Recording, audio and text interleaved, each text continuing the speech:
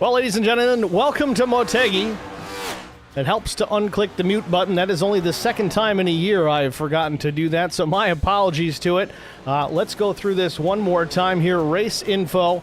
125 laps the distance tonight, 3 sets of tires over the wall, 65% fuel, no fast repairs, pit road speed limit of 50 miles per hour, and 1 attempt at a green-white checkered finish. Practice time so far, the fastest being Brandon Moore, then it's Jason Blaney, Trevor Queensberry, Raymond Hanneman, and Wesley Jeanette. Further down the line, old Johnny DePasquale, Nick Gardner, Jim Treat, Tommy Janikowski, and Caden Fontenot. I think I got it remembered. Still trying, guys.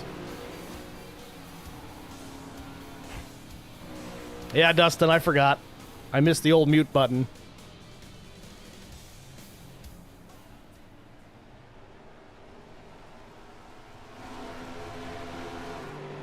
Just about 20 seconds remain in this session, and man, awfully dark here at the Speedway. Low cloud cover, almost foggy if it were. If we back out a ways here into the blimp cam, it gets a little bit harder to see these guys. Hopefully some of this burns off before we really get racing. Maybe drop some sunlight down onto the Speedway.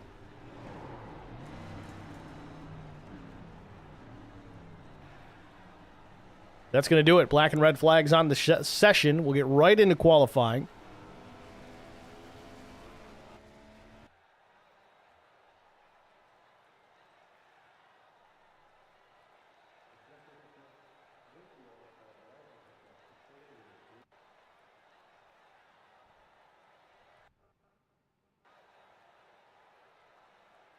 Michael Thorne appears to be the first driver to roll off of pit lane. At least he was. Guess we'll find Jared Smith.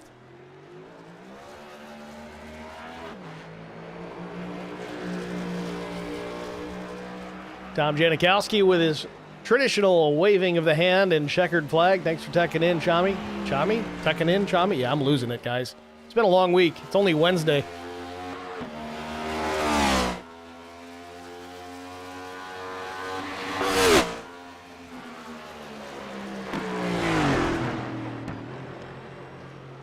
Very interesting racetrack. Again, very unique.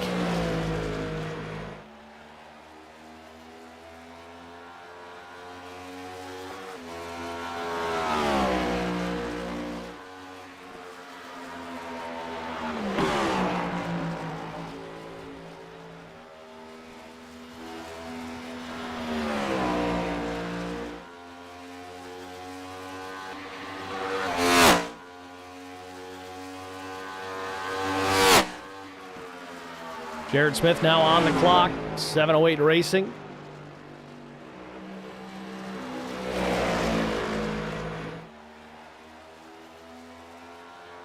Raymond Hanneman tops the charts. Now it's Brandon Moore, 35.588. Jared Smith goes 35.856. Brandon Moore on his second lap around.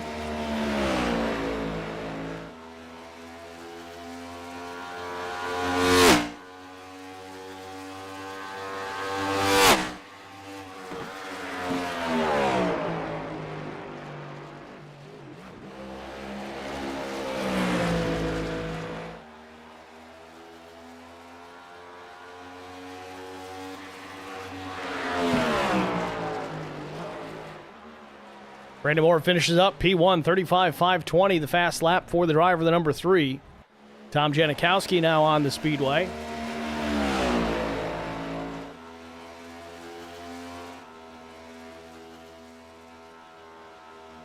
With that said here, we're going to back out of qualifying just a touch here. My apologies for being muted at the very beginning. I hate to do it this way. In fact, we're calling a bit of an audible here, but we're going to try this again. So let's give it another go.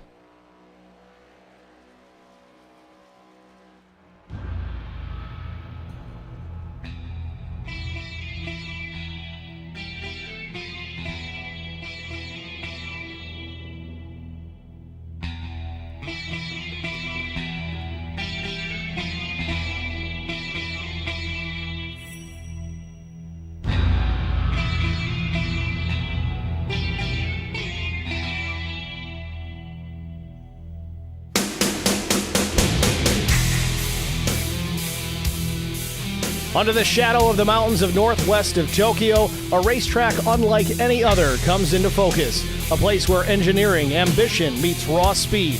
Built by Honda Motor Company in the late 1990s, twin-ring Motegi was carved into the landscape on a massive scale, transforming the terrain into a motorsports showcase that still feels futuristic today. But tonight it's all about the oval. This 1.5-mile egg-shaped speedway is a rarity in global racing. A layout that challenges drivers with two completely different sets of corners. Turns 1 and 2 are sweeping and fast, demanding commitment and momentum. Then everything changes. Turns 3 and 4 tighten up dramatically, forcing drivers to brake hard, shift their line, and fight for grip off the corner. It's a rhythm that's easy to disrupt and difficult to master. Unlike the high-banked ovals of America, Motegi is flat and technical, placing a premium on braking, throttle control, and long-run discipline. Passing isn't handed out here, it has to be earned, often under heavy braking into the tight end of the racetrack. And that's what makes this place special, because at twin-ring Motegi, it's not just about speed, it's about precision. One end rewards bravery, the other demands patience. And over the course of the race, the drivers who can balance both are the ones who will rise to the top. It's the ZeroX Strategy Series Rising Sun 125. And it's next on Track Limits Network.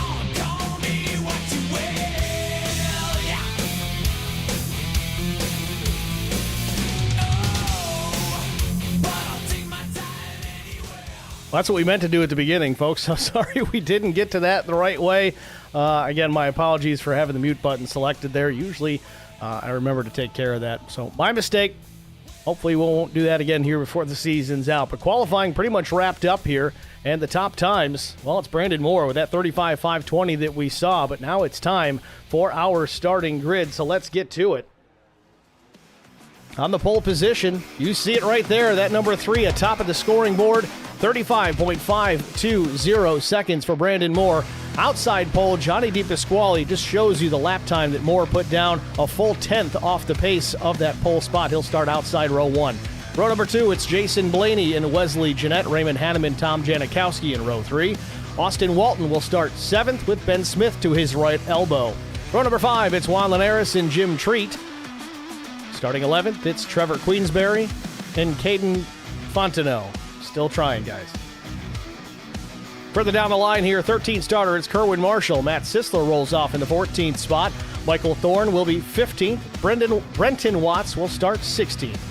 Blake Hochschild here, 17th starter. 18th goes to Austin Boyum. Scott Stockel will be 19th. 20th, Nathan Line.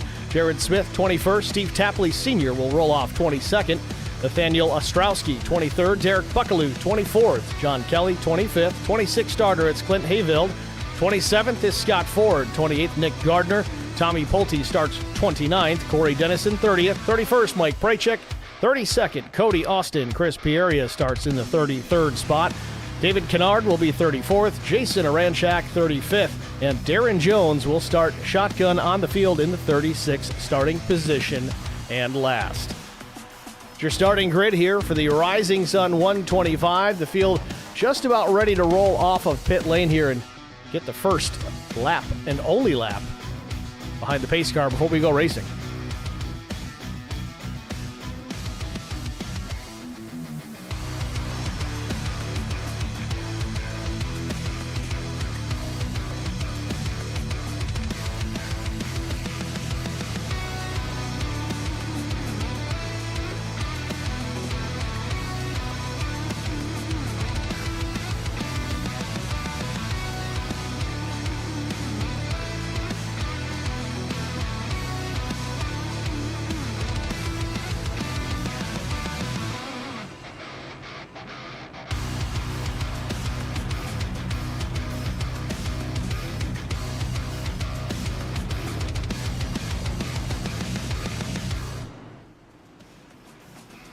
We've showed it a few times, but in case you're late to the show here, 125 laps the distance here tonight.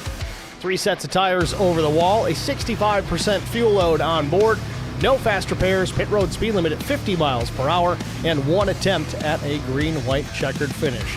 Weather-wise, you see it, 65 degrees, 95% humidity, and cloudy skies.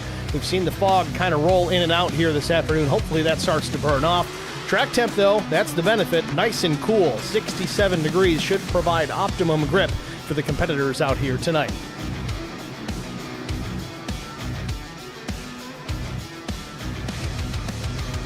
Front row is going to be Brandon Moore and Johnny DiPasquale. Fueled Up Motorsports occupying many of the top spots.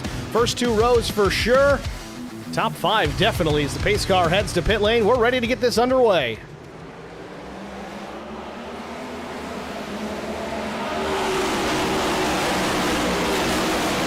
One car spinning off turn 4 coming to green. I think that was Darren Jones, and he's already gone to pit lane. So something amiss for the Jones machine. His field already working out of turn number 2.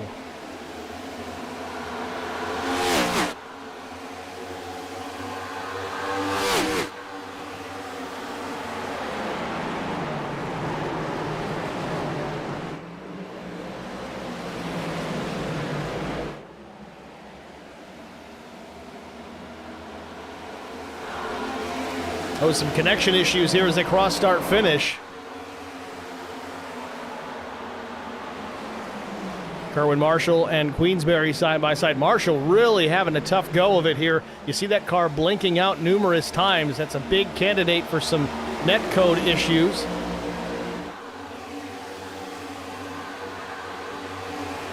Yeah, Kerwin in trouble here. Really should back off the bumper of the 6, and he's going to drive right into him. Gets to the back bumper. Queensberry up the racetrack, straightens it out. Oh, but no, overcorrects, nose first into the safer barrier, possibly down into traffic. No, he shuts her down, but caution on the speedway for the first time tonight.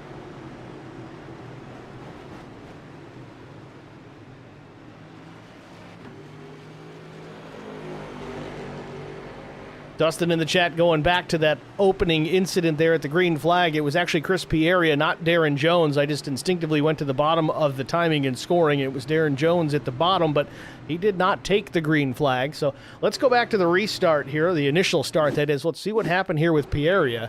Watch the number 13. Just spun the tires. I think the thing there is the car wasn't perfectly straight when he fired off, and around he went. Oh, I did the dreaded replay. We'll fix it. Be right back.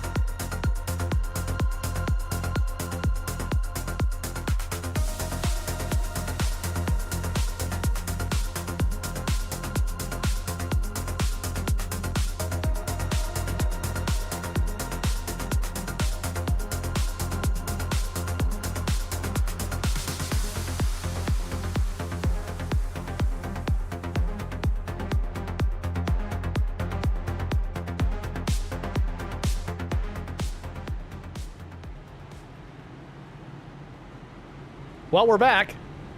Case in point there, that's why I can't hit that live button, because it takes us to the end of the race. I had to fully reload this replay. From what I understand, this was quite the interesting race here last night, and it seems that it's carried over to Track Limits Network as well. I'm having all sorts of issues, but hopefully we've got it squared back away, working our first caution still here in the Rising Sun 125. Oh boy. All right, so let's not do that again.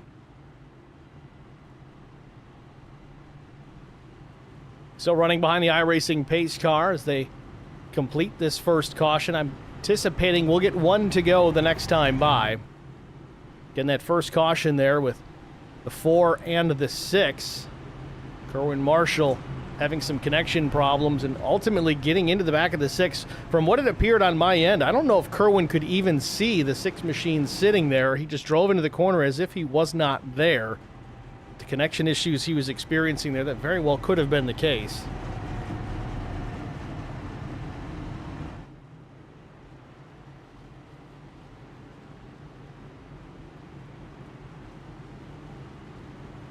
Yeah, Ray Hanman talking about the program software has issues with it, unfortunately. That's typically, I don't know, the coding is probably possible to correct it, to basically send us back to the point where we clicked the issue, clicked the crash to try and show the replay. There should be some way to go back to that initial point, but unfortunately, they haven't quite mastered that yet. So the alternative is go to the end of the replay and start everything all over again. Or just don't go to the replay, which is what we're doing for now. We're trying to show those incidents as they happen. Dustin was at least kind enough to give me the lap numbers and the car numbers of those involved so I can try to make sure the cameras are focused in that area so you guys at least see what happened. Tom Janikowski says, I think a mile of this 1.54 mile track is turns 1 and 2. Yeah, they are pretty long corners.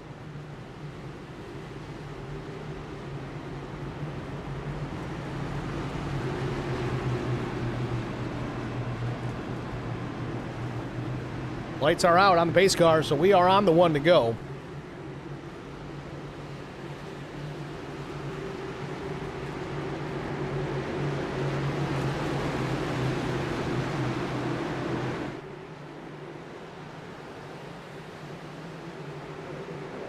Green back in the air, front row is a couple of Fueled Up Motorsports cars, and the outside car of Jason Blaney does not fire off or has to check up, waiting for Brandon Moore. Either way, they're lucky to avoid a major wreck there.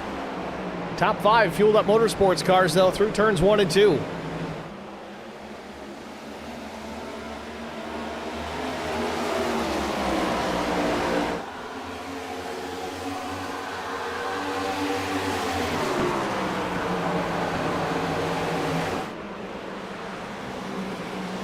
Ray Hanneman in the 12, the fresh paint scheme this week, looking sharp out there, but all over the back bumper of Brandon Moore as a couple of cars tangle off turn 4. I think we stay green.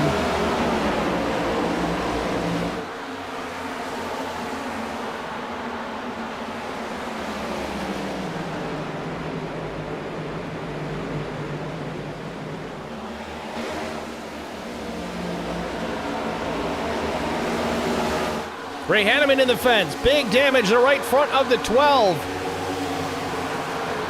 Oh, just narrowly avoids getting run over. Hanneman in trouble. Big time damage on the right side. Ray Hanneman out early. We stay green.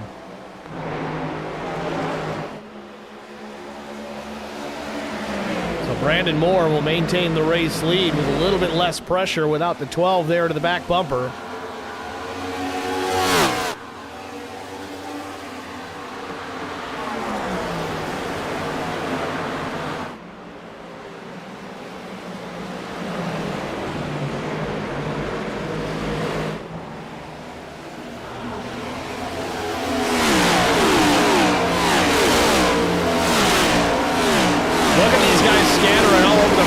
Unbelievable.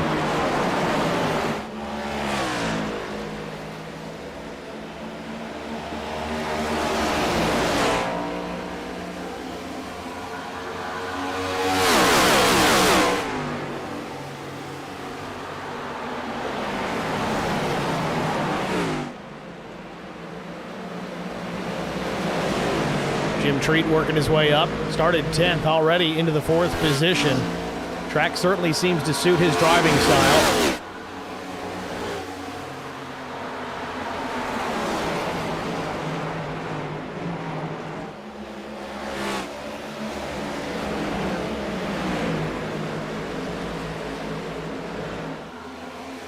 Caden Fontenot, Nathan Line battling for the 8th position.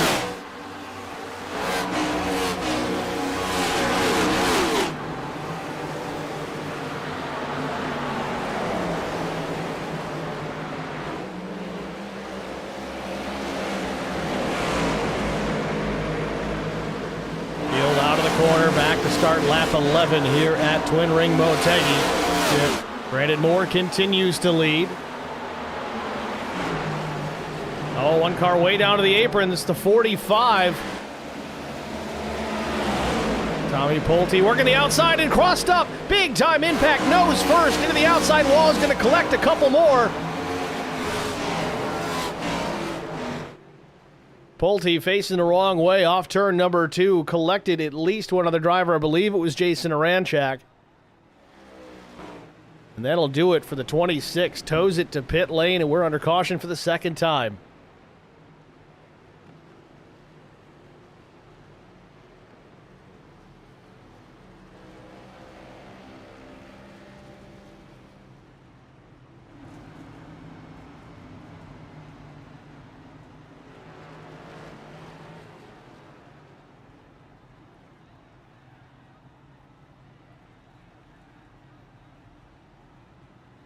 So I know a lot of you guys that were in this race last night, without giving away any spoilers, what was the issue here tonight? Was it just lack of grip, flat racetrack, no banking, tire model setup? I mean, what was the real root cause of the handling concerns here at Twin Ring Motegi? If you want to let us know in the stream chat.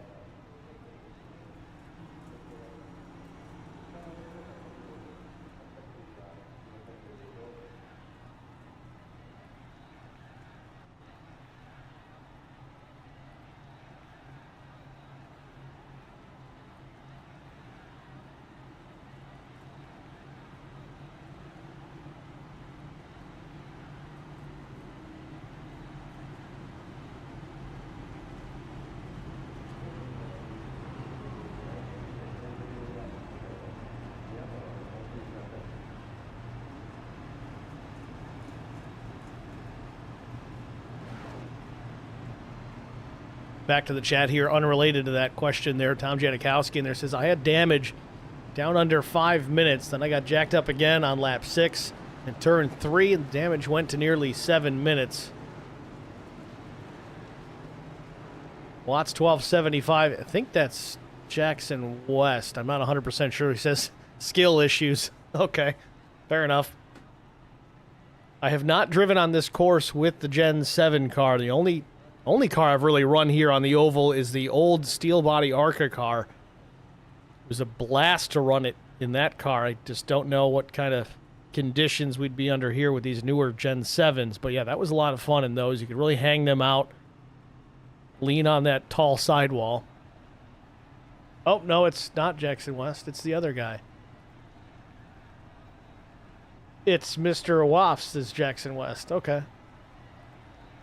Jason Delaney says, gearing wasn't great, and the arrow made cars upset if you didn't follow in the correct lane. That was a tough one. Such a wide racetrack. I mean, it's wide, almost as wide as Pocono. It really entices guys to take full advantage of that width and jump 3, maybe even 4 wide, but then it sets you up into turns 1 and 2 there, and you're not in a great position to make the corner. I would assume it gets much worse on the other end of the racetrack. All right, so Watts is Brenton Watts. That makes sense.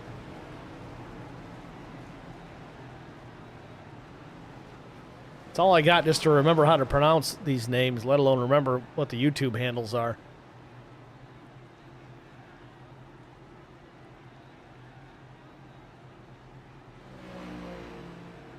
Ray Hanneman says, I had an issue with the thing between the seat and the wheel. You mean the nut behind the wheel? Is that what it was? Which, if Ray Hanneman's saying that, that is very uncharacteristic. Ray's usually pretty hot shoe out here.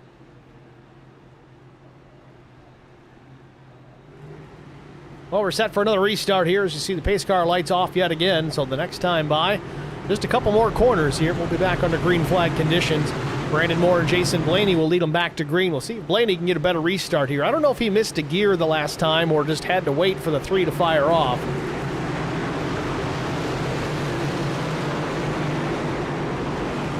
Benjamin Smith 9756 is not Ben Smith. Copy.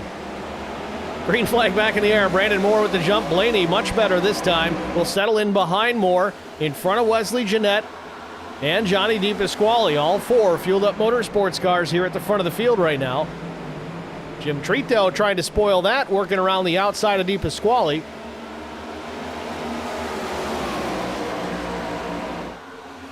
Blaney says there's also a seam on the track that gets the car really upset if you exit too low. Hanneman says he just lost talent, to put it bluntly. Glad no one else got wrecked from my issues. Yeah, I mean, honestly, Ray, the good thing is there, you very wisely kept it pinned against the wall. Everybody got by clean, so kudos to you in that department.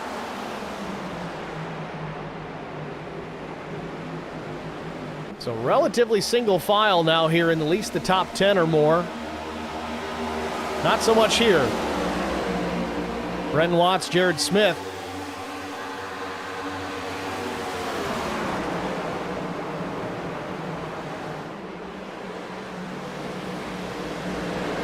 Watts even with the Japanese livery.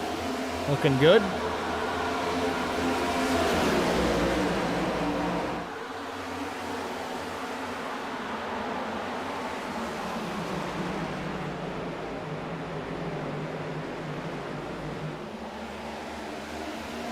Fueled up, fueled up, fueled up. Come on, Dustin.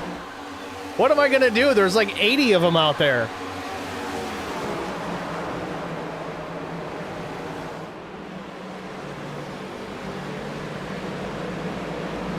There's a ZeroX number 99.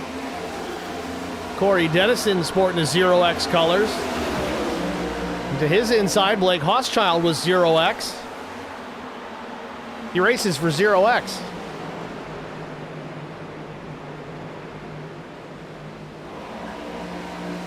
Don't kill me.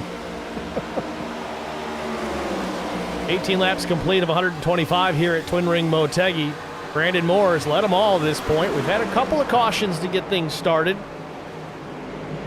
Tough racetrack, very unique racetrack. Certainly not a track that these guys run consistently. And the 99 goes around off turn 4, almost around, locks her down, keeps it off the wall, but spins it backwards. Pretty decent save there for Dennison, but caution going to come out again for the third time.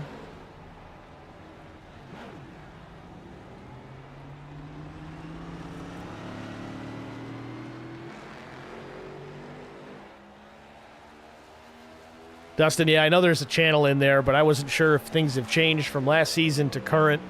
That would be greatly appreciated if you'd give me a list. That'd be huge. I know some of it's built into the driver info with the SDK, but unfortunately, I don't see it unless it's displayed.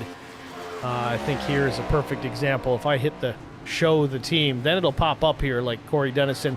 Even though he's a ZeroX scheme, it says Precision Speed Solutions. Maybe that's the sponsor, but either way.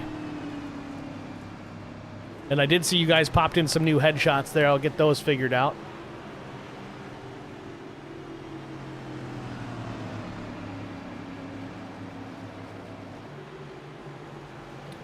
Jackson, I don't know, you could potentially be hearing my voice through my headphones, but they're on pretty tight. Typically, that does not happen. That's the first concern I've had. Let me know if that doesn't go away. I'll have to look into that. If you could tell me what lap that happened so I can go back and listen too. That's a new symptom. That or I got to hang some blankets on the walls. Maybe I'm getting an echo in here. Kerwin Marshall says Trash House had some speed in Japan. Slowed down only by the 6 of Trevor Queensbury. Couple of takers on pit road. 45 of Clint Hayfield will come down. Tom Janikowski, Matt Sisler. JWD says no echo here. Okay. Well, please Keep me posted on that. If it does pop back up, anybody else hears it. Maybe it was just him. Who knows?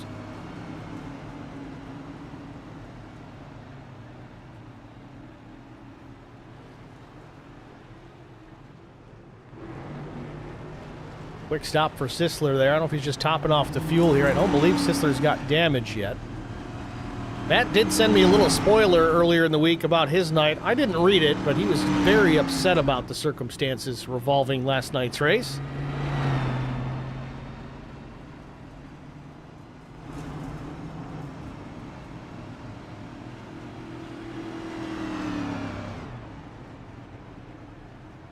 Yeah, Jackson, I don't know. Do you have two different browsers running at the same time, or is it something in your audio? I don't know. If anybody else is hearing it, please let me know. Jason Blaney says no echo. JWD says no echo. Jackson, I think you're the common denominator, buddy. Don't know what to tell you. Brandon Moore, Jason Blaney.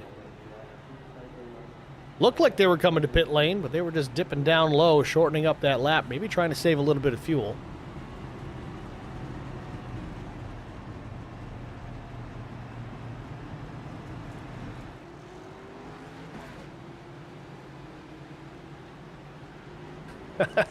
I was wondering, it's coming through somebody else's mic in the Discord. Yeah, that can happen too.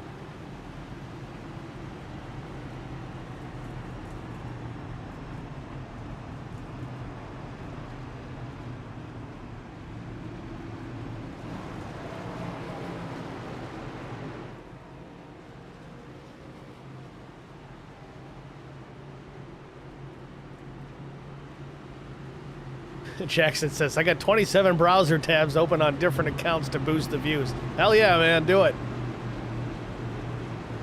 Dustin goes, Jackson's probably watching it on 2 devices. Or as he said, 27 different browsers. Views are views. I'll take them. Though we are not monetized over at Track Limits, it does help push these broadcasts out into some fresh eyeballs, whether it's viewership or even potential future drivers. It's a win-win across the board, especially if you start building sponsors. Sometimes those viewership numbers are good things to present to a sponsor to let them know how many people are seeing their logo each and every week. Pace car heads to pit lane, ready for the restart here. Barney starts waving that flag. We're back underway from Twin Ring Motegi.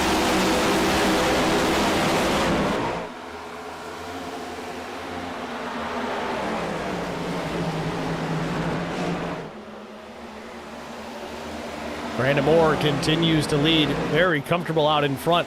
Not having to deal with a lot of aero issues, being in that race lead. Clean air has been a very important part of this Gen 7 car, but seemingly a little bit more so here in Japan.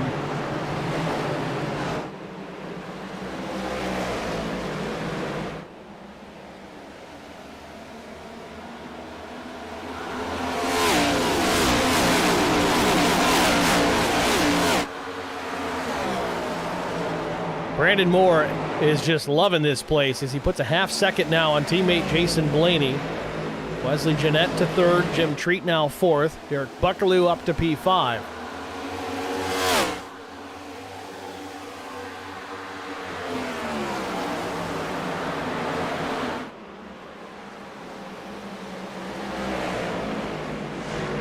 Jackson, thanks for the compliments, man. We do appreciate that. We do our best. Obviously, this one didn't start out so well on my end, but that is 100% broadcaster error. It's nothing on you guys. Just thanks for bearing with me while we got that squared away.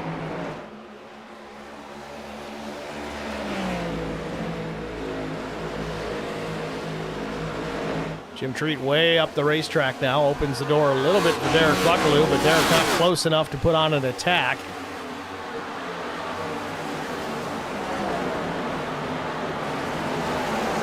Matt Sisler back in the 22nd position, up the racetrack again with the 77 of Caden Fontenot taking the spot. So it looks like Sisler may lose a position. Fontenot losing connection for a brief moment as well.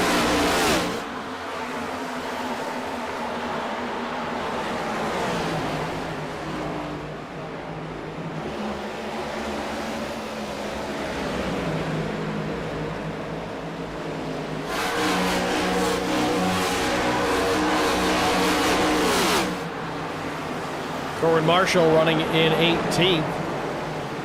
Kerwin is involved in that first caution. The 6 of Queensberry working to the outside of Scott Stockel as Stockel over-rotates a bit, but he straightens it back out. He's going to lose some ground here in that number 5. Oh, a little bit of contact there. 3 wide through turn 1. Can't do that very often. Sisler checks up.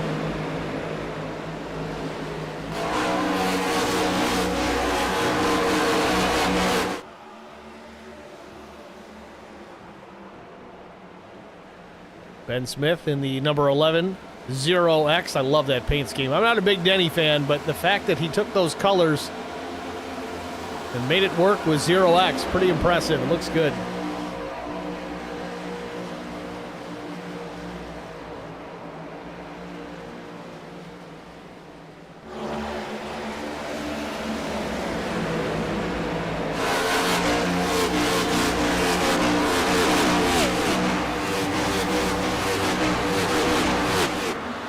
Kind of tighten down those cameras. A little loose in the wind.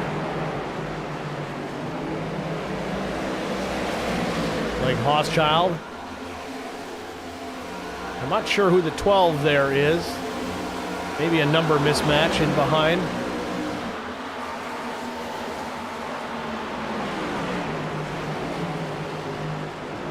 Or, 12. What am I talking about? It's Raymond Hanneman. Well, it's not even Raymond Hanneman. There's a different 12.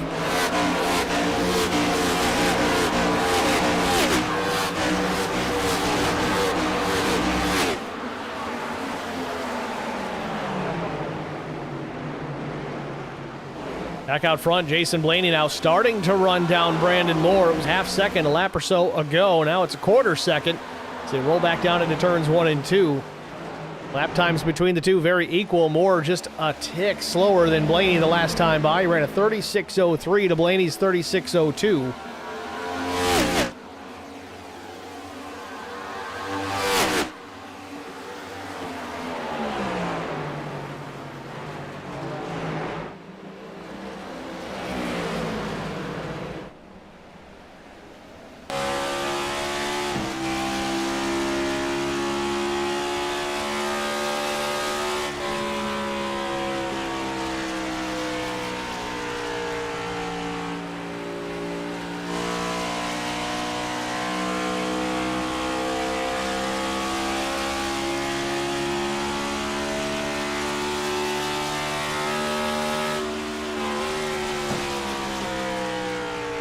I don't know if you guys caught it there. Brandon Moore definitely grabbing a gear into the tighter end of the racetrack in turns 3 and 4.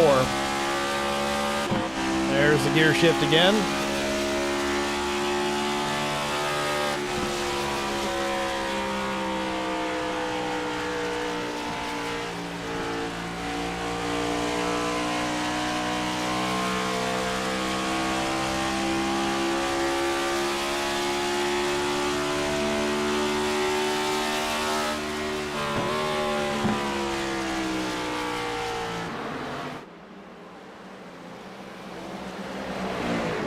Jason Blaney goes, I ran my teammate too easy all race. It does tend to be a common theme with you Field Up Motorsports drivers. I'm not saying that it's a bad thing. The point to all that is you tend to wreck your teammates a whole lot less when you drive it that way.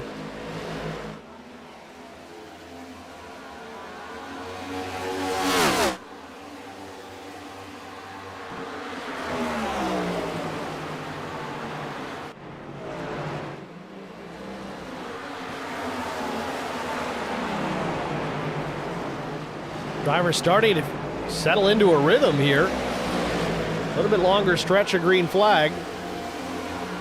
Oh, big trouble. The 41 goes around. Nathaniel Ostrowski hard into the wall, collects Ben Smith and a couple others. Looks like Matt Sisler might have been in that also. Sisler with some big damage. Ostrowski coming around. This looks off turn number 4. Ben Smith got a big chunk of that also.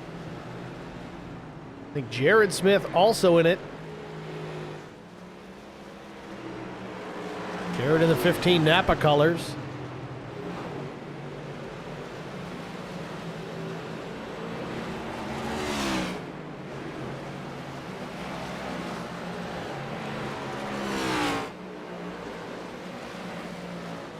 Blaney goes, as an owner, it's all about the bigger picture, 100%. You guys proved that last year.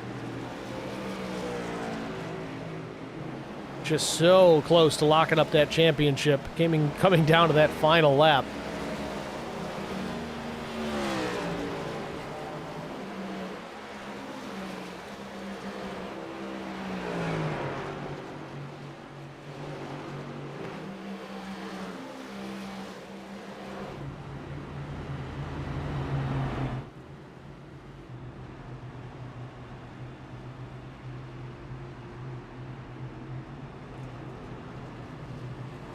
Ben Smith says only 15 seconds of damage, surprisingly. It's weird with these cars. Sometimes they look completely fine and the right front's towed in about 1.5 inches.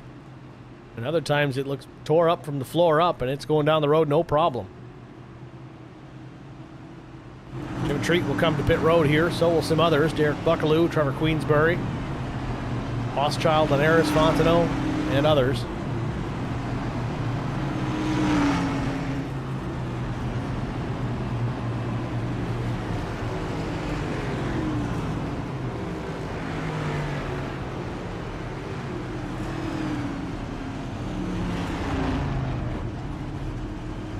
Treat's going to sit there. I don't know if he's got any kind of damage. Definitely not taking tires right now. Well, he's going to put right sides on now.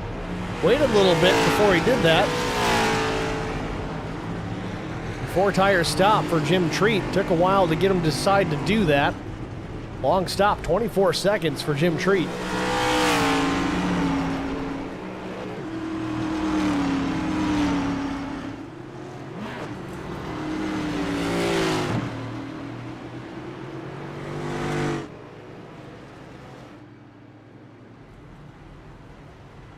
So right now, the top 6 have yet to make a pit stop. Then 10th and 11th, Scott Stockel and David Kennard also have yet to make a stop. Everybody else has or is currently on pit road.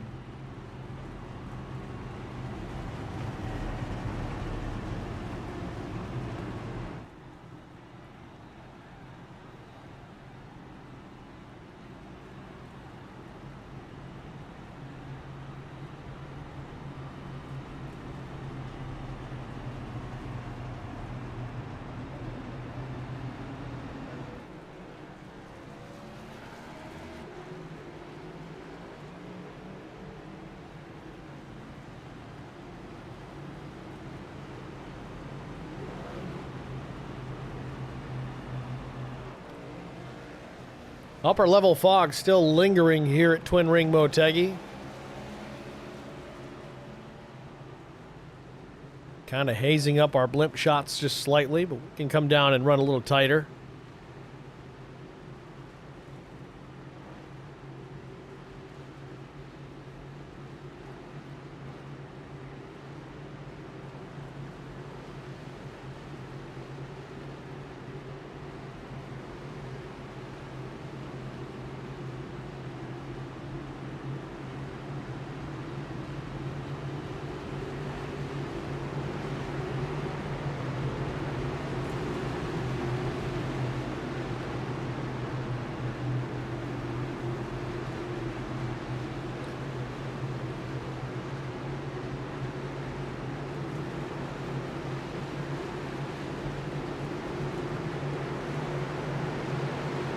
Pace car to pit lane.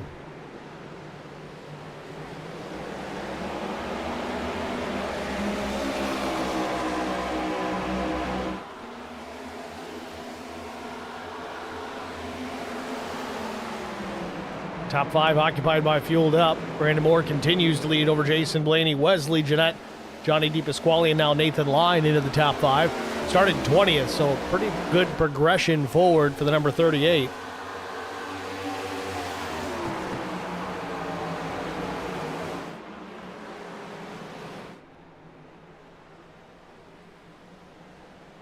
Juan Linares on pit lane.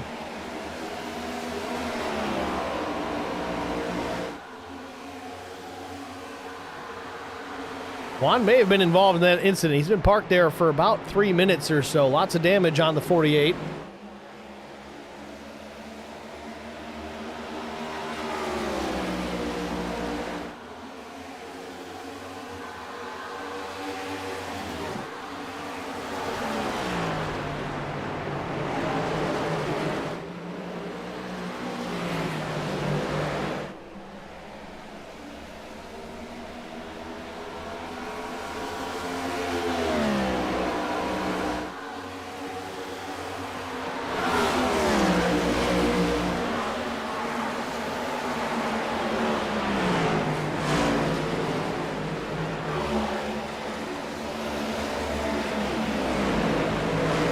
Side-by-side battle here, Brent and Watts.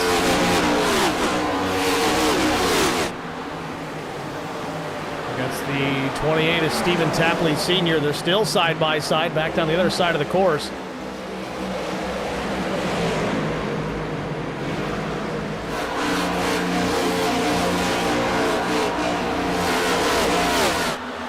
Watts takes the position. Now Ben Smith jumps to the inside. He'll try to follow him on through.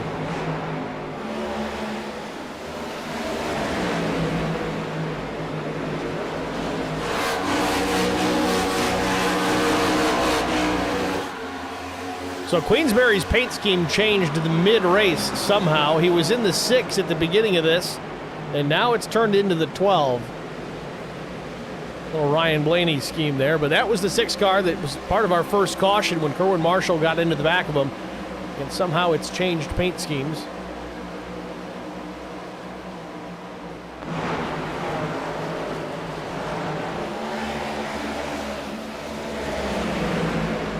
Jason Blaney goes, I wish you had a camera in the right spot to hear the whole field banging the rev limiter down the backstretch.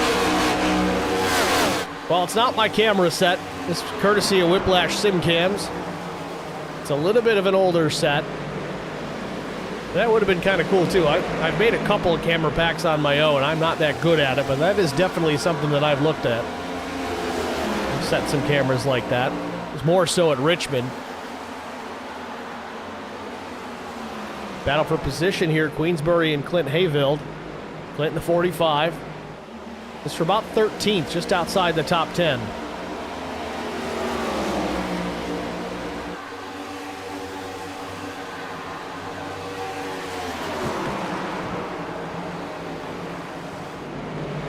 Yeah, Jackson, that's not Hanneman. That's Queensbury. Caden Fontenot trying to make it 3 wide here off turn number 4. Thought better of it, checks up, maybe just didn't quite get the exit that he wanted. That maybe that seam Blaney was talking about if you exit low. Now he tucks in behind the 45, losing ground already. So he had a big run there in 3 and 4. Wasn't able to do anything with it.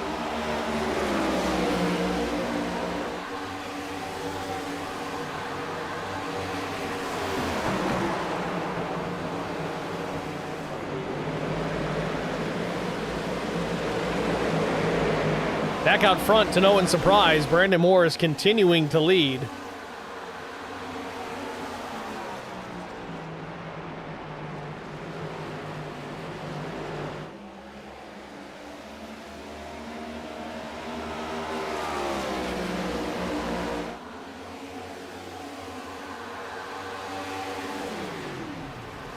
Brandon Moore off throttle there big time, clutching the car. I think he's trying to save some fuel. Let's ride on board and listen.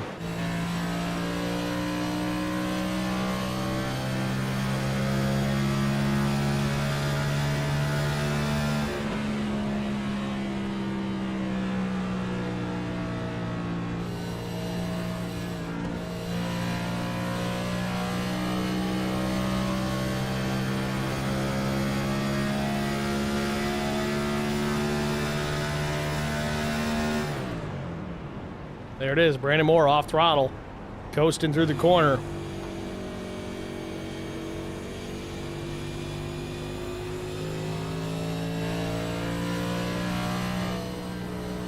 Now the caution is out. Not sure what this one's for. It's not in my lineup.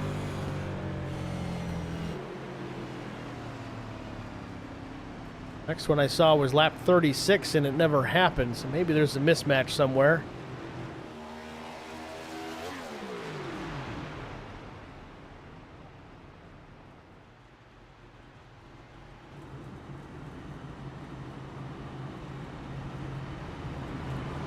Yeah, Dustin, him running a different league is likely. He must have changed it in mid-broadcast. Maybe when I reloaded it back in after I hit the live button, it might have updated that paint to what he has on now.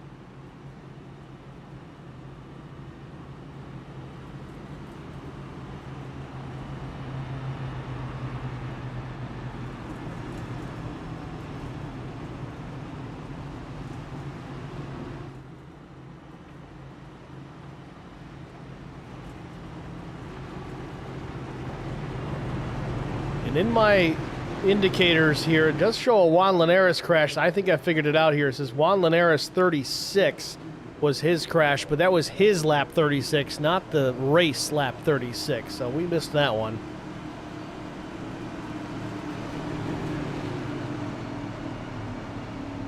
Yeah, Dustin, 58 shows the 45, doesn't mention the 9.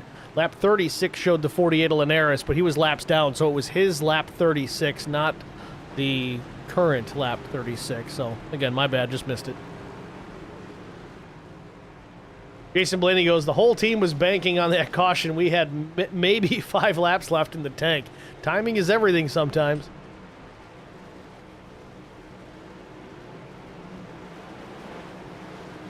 The pit stop's complete, just in the nick of time for some drivers.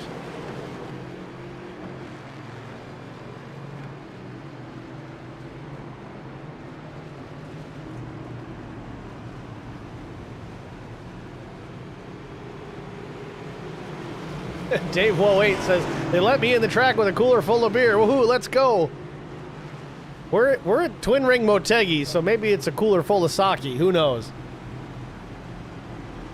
Nah, Dustin, that's me. I could have figured that one out if I was paying attention. Don't worry about it.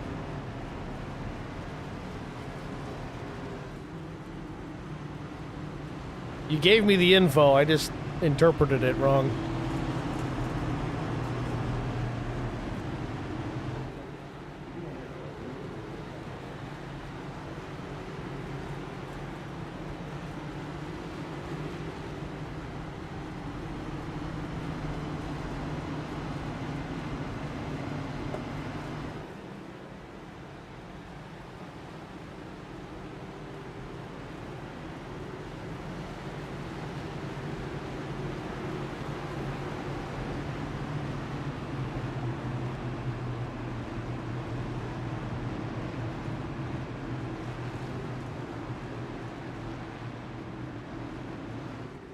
So about ready to get back underway here.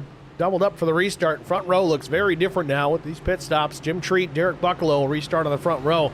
Many of the top 10 made a pit stop back at lap 35, so they've stayed out during this caution. Kind of flip-flops the field a little bit.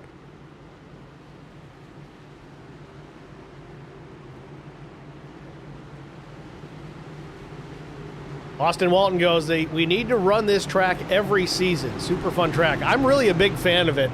I'd like to get an updated camera set for it, even some pre-race B-roll, because I didn't have anything for that. But man, it's a very unique track. I like that you guys put it on the schedule. It's not something we see very often. First time I've called a race here, so this is kind of fun for us.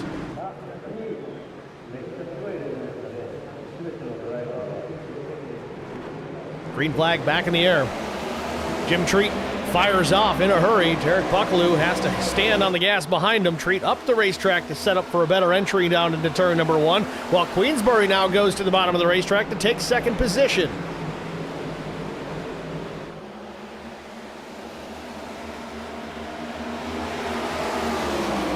Queensbury, not a great exit, will open the door now for Derek Bucklew.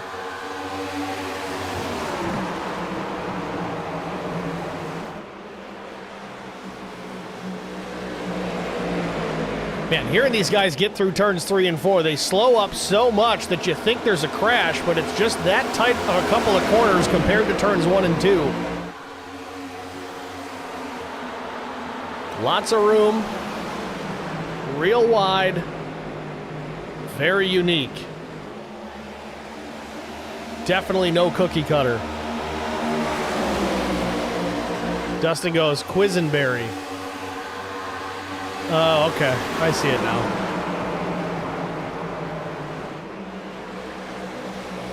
It's a little tougher than Smith. In for that, Ben. I thank you. Oh, Johnny D knifing his way through traffic here as he's alongside Corey Denson.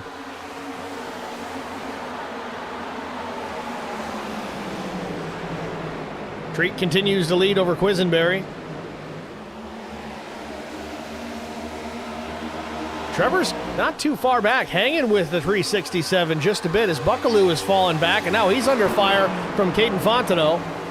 Jason Blaney now firing through with those newer tires. He made his pit stop under this last caution just about 5 laps ago. His lap time at 35.82 compared to Jim Treat's 35.97, so about a tenth or so between those two. But Blaney's in traffic, Treat's in clean air.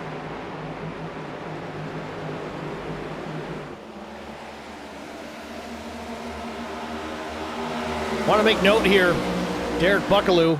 See if I can get a real good view of this. The HotSauceDaddy.com paint scheme. And I was going to ask about the .com there. I am big into barbecue, so I might need to check that out. Some Hot Sauce Daddy. I think you guys should all check it out too. The HotSauceDaddy.com. They've got to have hot sauce. I mean, it's kind of what it says, right? Anybody in the chat ever had it? What's the flavor profile?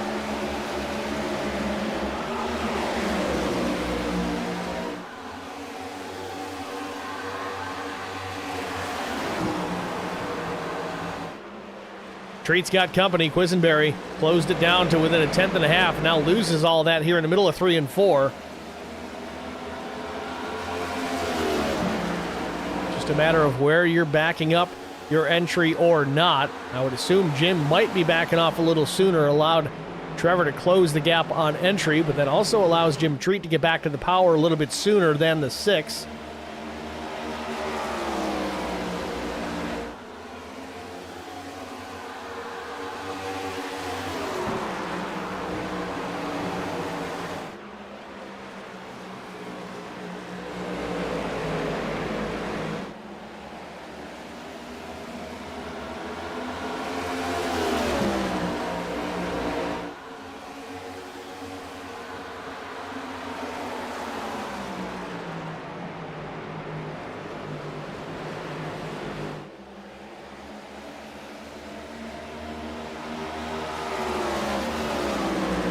Jason Blaney now up to 3rd, continuing to run some blistering laps, and they run down the top 2.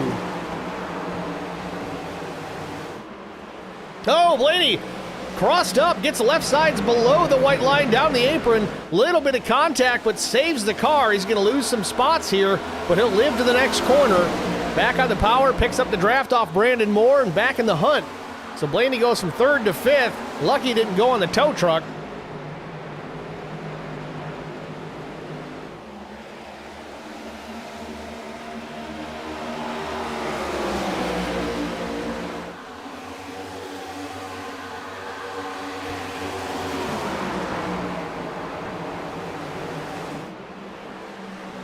Behind him, it's Nick Gardner, Derek Buckaloo battling it out. Derek thought about going to the high side.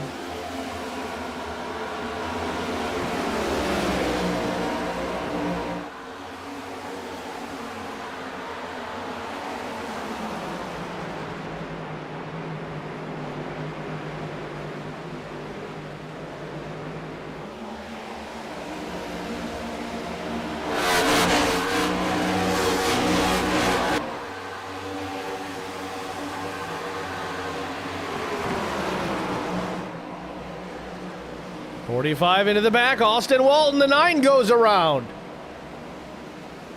Austin Walton, contact from the 45. Clint Hayfield sends the UniFirst number 9 up the racetrack, and it puts us under caution for the 6th time tonight.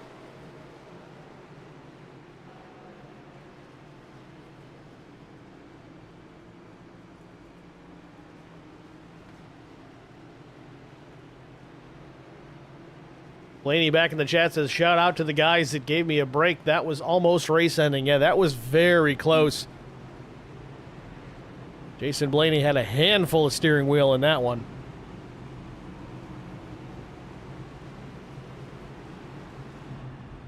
So caution is out here, lap 58. Jim Treat has led since the restart. Jason Blaney was working his way through, was up to the top 3. We were just talking about that a moment ago. Got the left sides below the white line there on the flat of the racetrack. Got him a little out of shape. He's very appreciative of the guys behind him not completely running him over, and he'll live to fight another day. Currently sits in the 5th spot. Pit road open again, and here come the leaders. Now this is going to swap around here. But we talked about how the leaders on the last restart, they pit around lap 35, whereas the guys that were up front at the first run decided they were going to pit. Now it's the other way around. A little reversal of roles. This is how we get those comers and goers. That's what's underway right now. Jim Treat in pit lane. Trevor Quisenberry behind him in the 12/6. Looks like fuel only for Trevor. He'll head on back out. Again, only 3 sets of tires to work with here tonight. Drivers need to work a little bit of strategy to be successful in this series.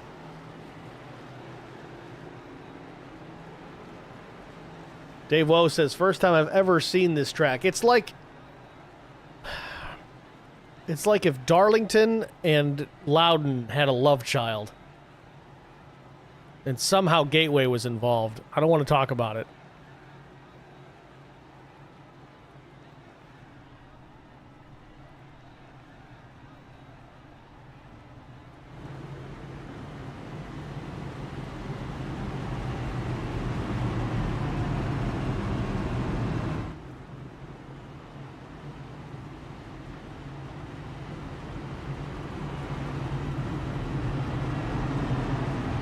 Yeah, Dave, this is the track that, ironically enough, Danica Patrick got her one and only IndyCar Series win. It was a fuel mileage race, though. We won't necessarily count that against her. A win's a win.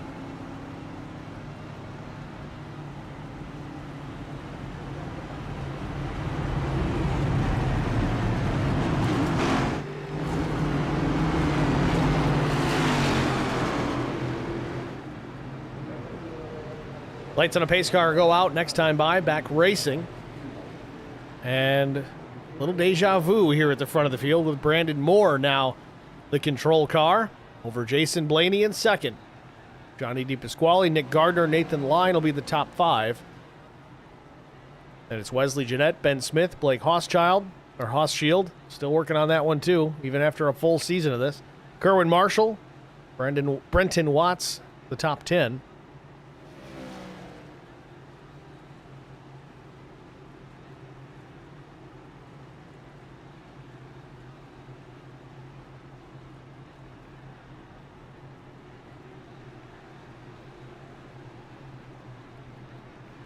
JWD says Ricky Stenhouse was a real winner by not marrying her. Yeah, no kidding. Aaron Rodgers, too.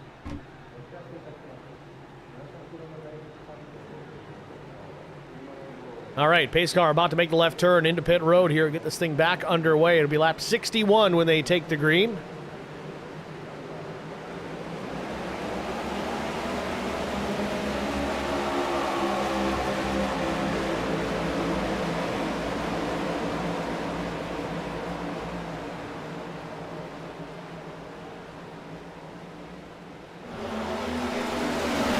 Brandon Moore leads Jason Blaney off turn number 2. DePasquale now up to 30, gets clear of Gardner. Lyne gets clear as well.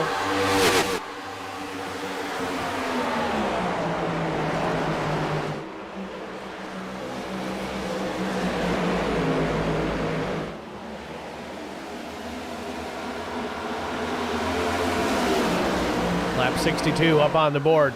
Yeah, Brenton, it's been a challenge. Reading definitely not my strong suit. The problem is I do 3 to 5 of these a week, so you multiply that by 30 to 40 drivers. There's a lot of names and numbers you got to remember, even after multiple seasons. The only reason I do so well with PSRA and IROC is I've been working with those guys for probably the last 5 years. Austin Boyum says, this track is terrible. You are in the minority, sir. Wesley Jeanette now in the battle with the 27. Jeanette down to the inside, has position into turn number 1.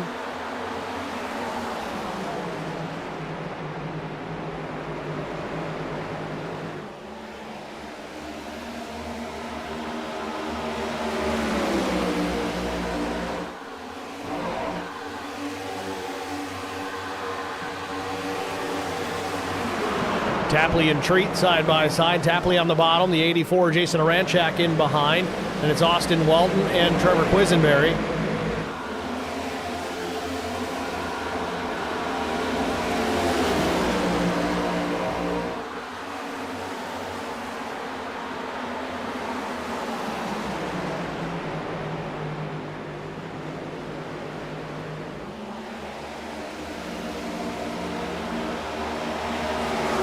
Kerwin Marshall back in the chat.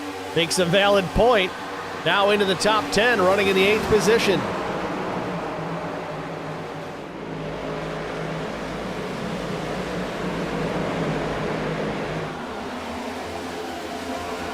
Austin Boyum says, I wasted hours learning it, hating every second to DNF about lap 5.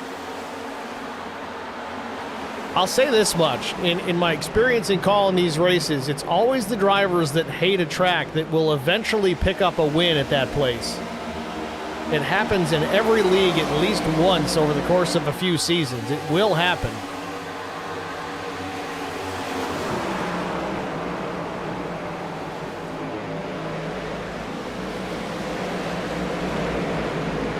Treat back running in 14th. Remember, he was the leader prior to this caution, made his pit stops under that yellow. The current leaders, however, stayed out on the racetrack, so we may see Jim start to work his way through, hunt the front, if it were.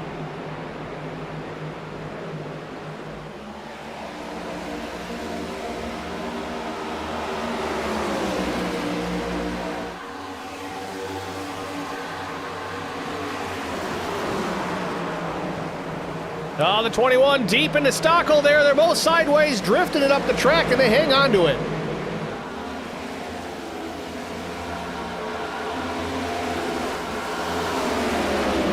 Tom Janikowski running in P15. Walton still in the mix here, goes to the bottom of the racetrack.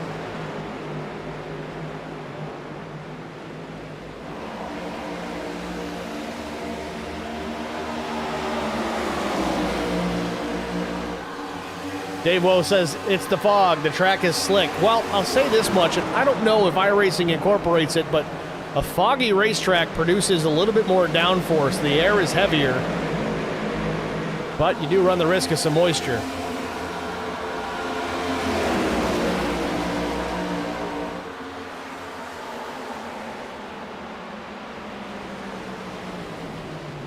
Caution on the speedway. I think it was Clint Haveld again. And indeed it was. I just tried something with SDK that did not work. There's an option I can push to focus on crashes, and it did not work. But Clint Haveld there in the number 45. Body-wise, it looks okay. I don't know if it's just my eyes deceiving me, but that car seems to be tracking a little wrong. Maybe a bent toe link. I'm not sure.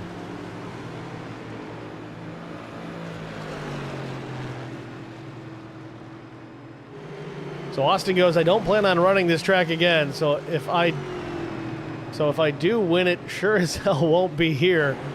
Being a low-skill driver, it'll have to be a lucky super speedway win. Well, give yourself more credit than that. Every one of us was bad from the beginning. When I first started doing the whole iRacing thing, it didn't matter if it was a road course, which is what I excel in, or an oval. I could barely make a lap without wrecking the car. I literally thought I just wasted all this money on a rig, a computer, everything. Eventually you get it. Spend some time. The best thing you can do is just keep turning laps. Get into a session, a practice session with somebody that you know is way better than you. Have them teach you things, even if it's just the basics. I promise you, you'll get better at this.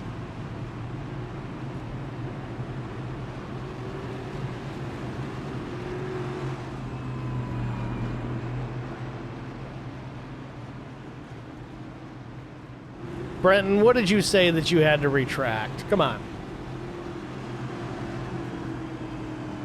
As long as it's PG-13. 45 was a kamikaze. I think that's maybe what he was saying. We missed it. There's no real damage on the car unless it was with another driver. That very well could have been the case. Maybe it was Brenton Watts.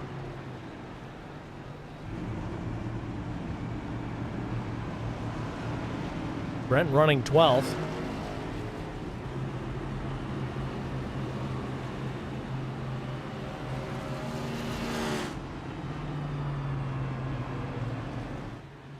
So working caution number 7 here at Twin Ring Motegi. It's back to being the Brandon Moore show. Certainly the top driver here tonight at Motegi. Oh, Watts goes, I spelled the word wrong. That's okay. As long as we know what it means. And I like it. It's even track specific.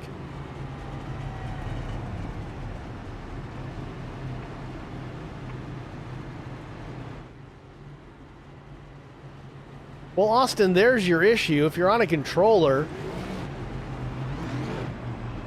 it takes a special kind of psychopath to be fast on a controller.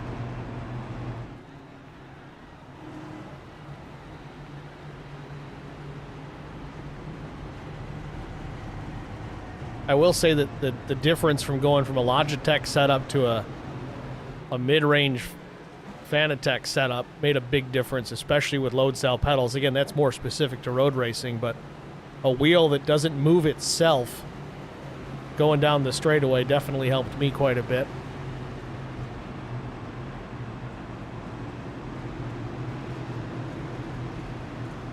But anything's better than a controller.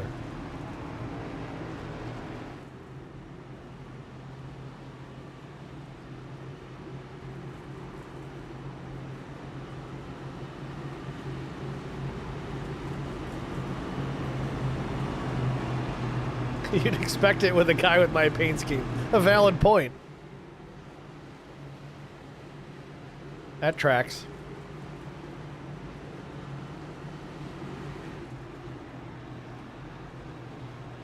Trash house racing especially.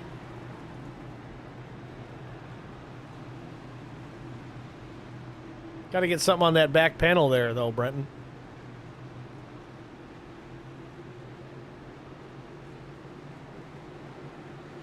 Ready for the restart. It's going to be Moore and Blaney yet again. You know which team it is, Dustin. I'm not going to say it this time. Green flag back in the air.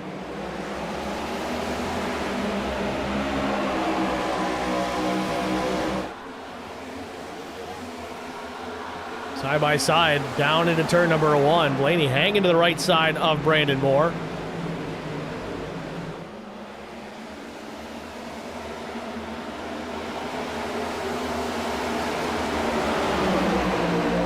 Down the back straightaway. Watch Jared Smith here in the 19th position. Alongside, up the racetrack, into the 45. Stay green for now, and he gets him again. Around he goes. Now the 15's going to spin into pit lane. Caution is out again.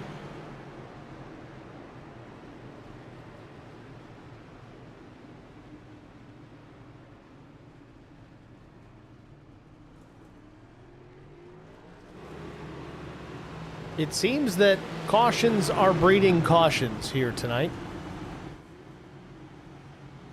It's kind of how this one started off. We had the cautions right at lap 2, then 11, then 19. They were very short runs in between each yellow, but we did have a relatively decent green flag run, about 36 to 58. I think if these guys get into a solid rhythm, they can run this clean to the end.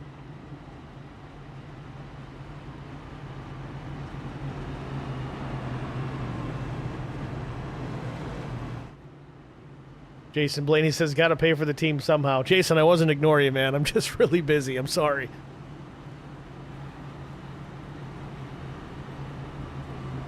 Wow, I sounded a little Canadian there, and I'm not even Canadian. JWD26 says, Barney's arm is going to fall off. Well, he's digital, so he'll be fine.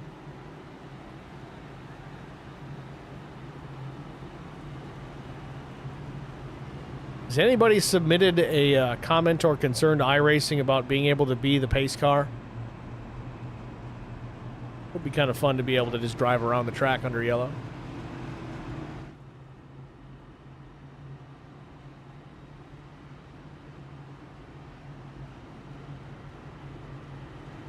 So Watt says, I got to make my NASCAR schemes in Photoshop because SWM hasn't updated the NASCAR Smart template. Don't have the patience for Photoshop compared to Illustrator. I don't know if you've tried it, but I have always used GIMP. I've tried Photoshop. It's doable, but to me it's a little bit more tedious. Photoshop's a lot more powerful and it can do more, but I've had pretty damn good luck with GIMP. I think I've got a GIMP instructional video on my page somewhere that's gotten quite a few views over the years. Blaney goes Southern Canadian. I'm in Rochester, New York, so I'm really only about an hour and 25 minutes from the border, but I got to go west to get there.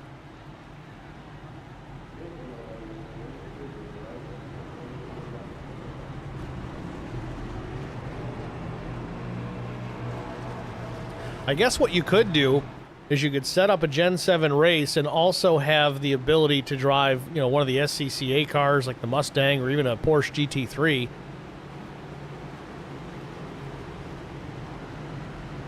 But then you wouldn't be able to actually activate a legitimate caution. You'd have to call it out over the radio. It wouldn't activate the lights. It wouldn't do any kind of fanciness in the overlays.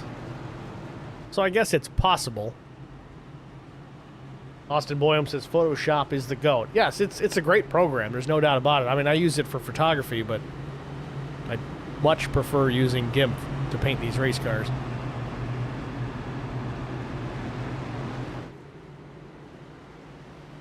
Sunshine starting to blanket the racetrack a little bit. We'll see what that does to the track temperature. We were about 67 degrees Fahrenheit when we got this one underway. Taking a look at it now, we're up a little bit, 71 degree track temp. Still awful humid though, 95%. Austin Boyum says, I'm in Minnesota, so I'm already Canadian. Fair.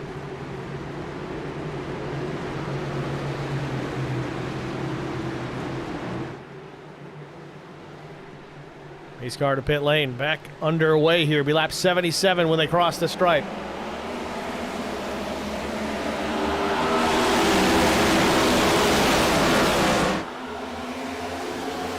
Moore turns it hard down to the bottom of the racetrack. Blaney now in a battle with Johnny DePasquale for the second spot. Powers around the outside there. Johnny D will settle in behind.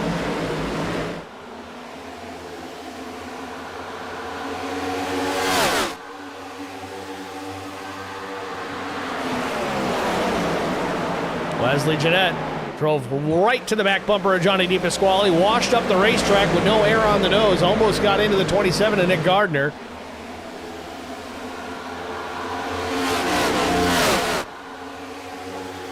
Jeanette now may take the spot from Johnny D here.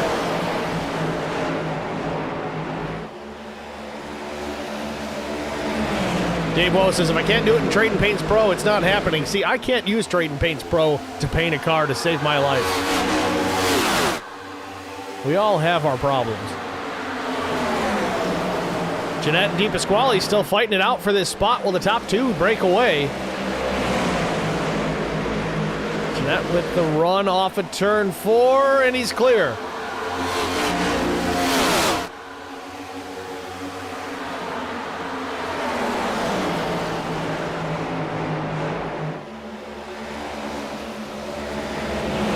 Gardner now working to the outside, trading some paint there with the 38 and Nathan line. One car in the fence, I think it was Ben Smith. Nathan line to the bottom of the track again. Will wash up from the bottom, but so does the 27 of Gardner. Off turn number 4.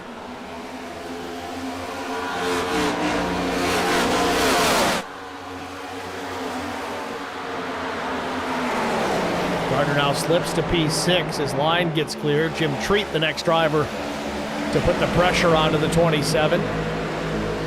80 laps on the board here at Motegi, running down the line. Oh, there's contact with Jim Treat. Gardner and Treat come together off turn number 2. It looked like the 27 lost the rear end a little bit when then trying to save it. Jim Treat was right there. He gets collected. 2-car incident here, finishing things at the end of the back straightaway. Caution on the speedway now for the 9th time.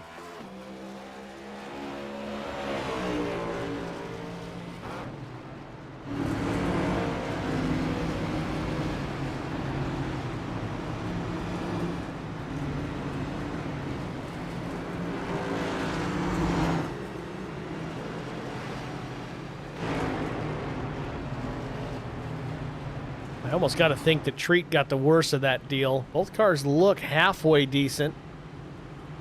Definitely some left front damage on the 367. A little bit of right front as well.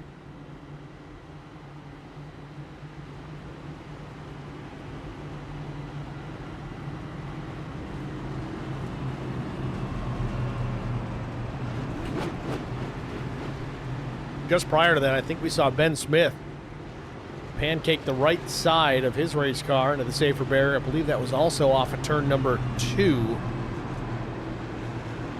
No major incident from there forward. Pit lane is open, and the leaders are now going to come on down. I'm curious to see who opts to stay out, or if it's just enough timing here puts these guys in a window where this could be the final stop of the race. It does seem like just about everybody's going to come on down. Brent Watts stays out. Caden Fontenot also. Ben Smith will stay out. John Kelly, looks like Derek Buckaloo and Steve Tapley. Moore has to back it up a little too far into the box. Be a right side tire change for Brandon Moore.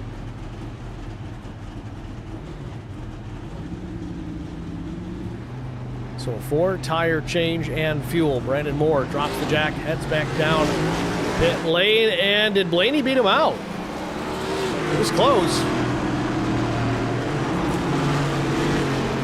That was the difference maker there. Brandon Moore having to back up the race car to get into the box clean. His pit stop was a 15:51. Blaney, his pit stop a 14:89. So that was the difference. It was very close on exit, but the 22 edged him out.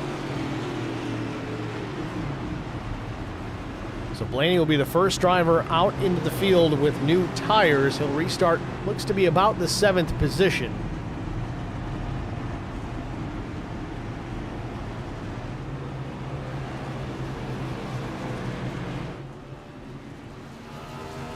Brenton Watts says the tires were good, but I didn't realize I was low on fuel. I should have come in.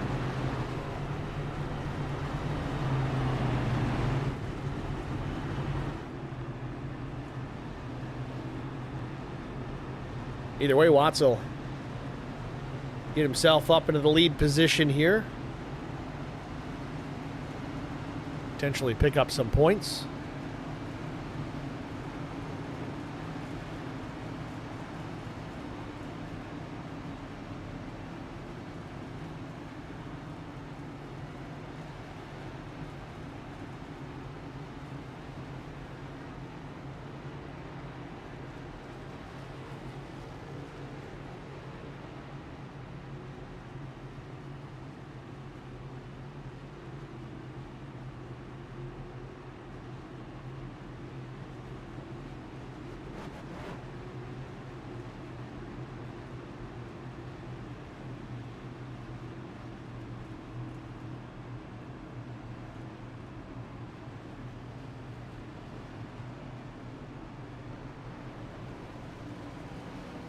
Watt says the clean air was a difference maker when in the lead. We definitely saw that with Brandon Moore. Obviously, he was so fast, he got out in front. We haven't seen a ton of passes. I don't think we've seen any passes, at least on the racetrack, for the lead tonight. It's all pit stop related. We're going to come back around here to get this one back underway. Field doubled up, ready to go. It's Watts and Fontenot on the front row. Ben Smith, John Kelly in row 2.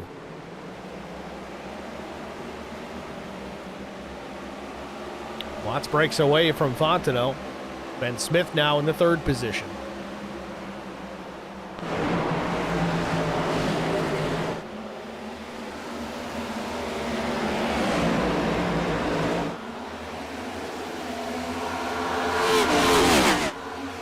Watts with the lead. Ben Smith jumps out of line for the 2nd spot. Not enough of a run down into 3 to take full advantage of Caden Fontenot.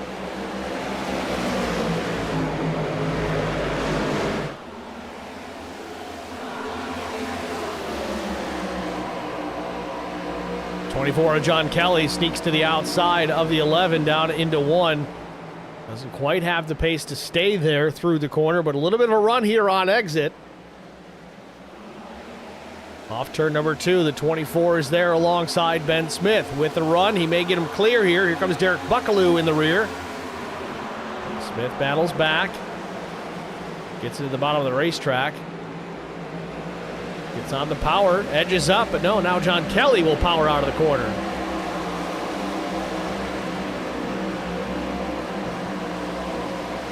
So Smith loses third. Now here comes Jason Blaney. Blaney, again, the first car out there with fresh tires. He's going to run up on the 11 in a hurry.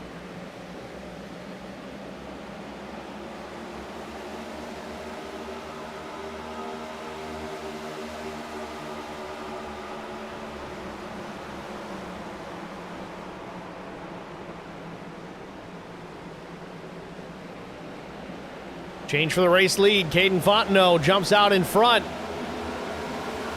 John Kelly's going to power on past for second. Fontenot, interestingly enough, a little bit newer tires than Watts. He came down at lap 59, so we run lap 87. And Smith picking up the draft off these two in behind the 21. Brenton Watts and John Kelly. Here comes Jason Blaney on a rush. Those two side by side. Ben Smith trying to take advantage. They make contact off turn 4 and around they go. Takes out Watts. John Kelly got a piece of this as well, and we are under caution.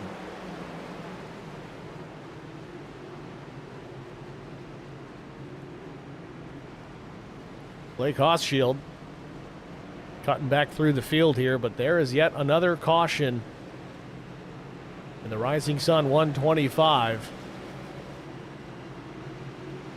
Hard to fault Ben Smith there. You see an opportunity, especially late in the race. You kind of have to take advantage of it. But they all came together 3 wide off turn 4, and that was the end result.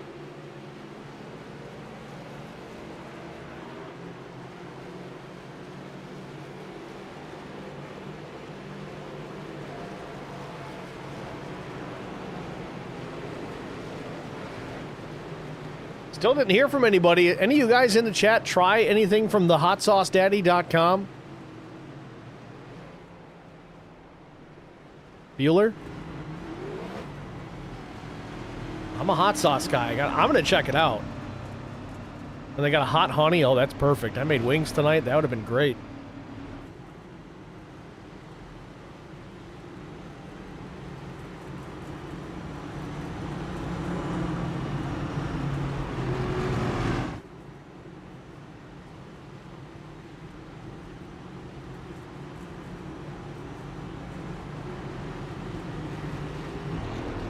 So Caden Fontenot drove it up to the race lead.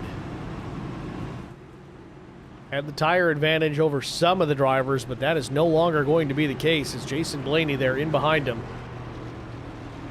Just over 20 lap newer tires, and yes, that's kind of what we thought was going to happen. Fontenot is going to come down and pit.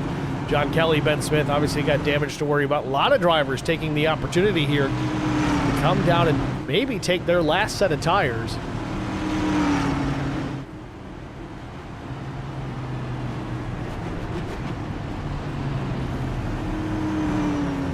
So Ben Smith says that was deemed a racing incident. Yeah, like I said, it's hard to not take advantage of that opportunity. You see those two guys rubbing doors out of the corner. They slowed their momentum considerably. Ben decided, you know what, I got all this space here at the bottom. I'm going to take advantage of it. Brenton Watts says there was maybe room to scoot up for the 24, but kind of just got shoved down while Smith came up. Nothing anyone was really able to do. Dave Woe says, I love hot sauce, but my colon hates it. It's really about the small things.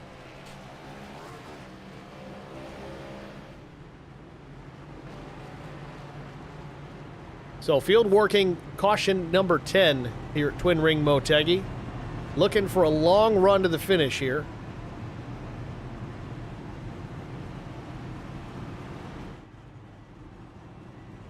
And it's interesting, you see a lot of these guys running the caution laps all the way down on the apron. As wide as this place is, that is a great way to try and save a little bit of fuel. You're shortening up the lap considerably here.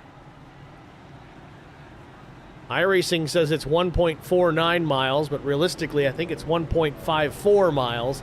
There's got to be an average somewhere in the middle, but 4.9 to 5.4 lap after lap under caution, that's going to save you a little bit. And if it comes down to a couple of cups of fuel coming down to start finish, that could be the difference maker in a fuel mileage race.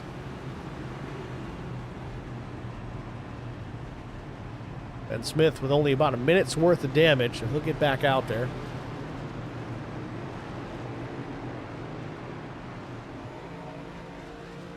So Fontenot pit from the race lead. He'll restart down in 11th, but with a set of fresh tires underneath him. Now, we've had some cautions, of course. Wesley Jeanette, Jason Blaney, their stops were at lap 81. So not a huge disparity in tire life there, but enough that it could pay off for Ben Smith, at least pick up a few more positions.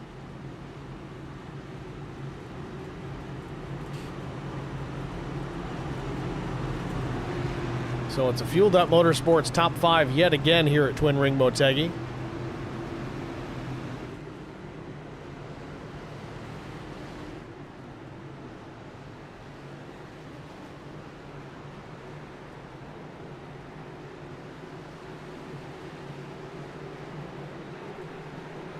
There it is, green back in the air.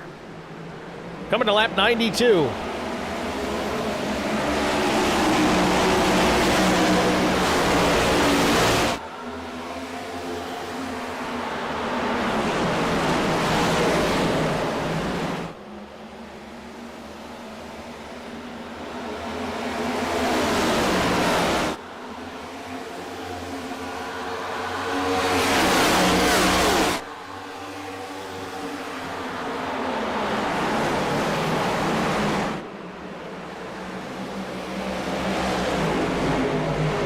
Battle for the race lead. Blaney and Moore side by side coming down to the line.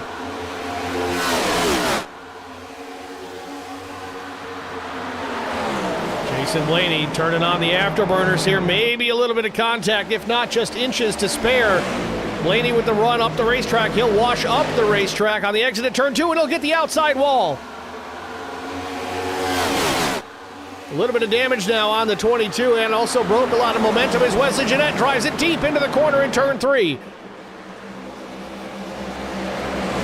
Austin Walton has battled back into the top 5. Remember, he was backwards and in the wall earlier tonight.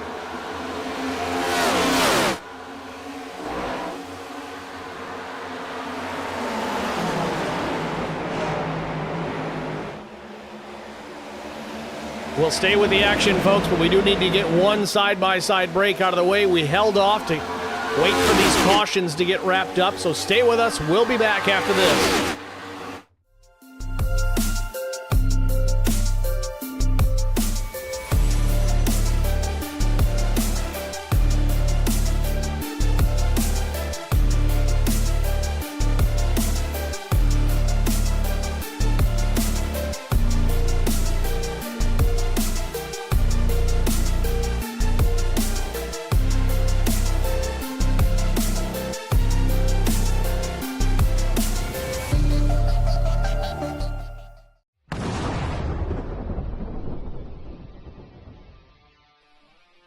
Spartan Transportation and Spartan Logistic Management is your one source for all your shipping needs.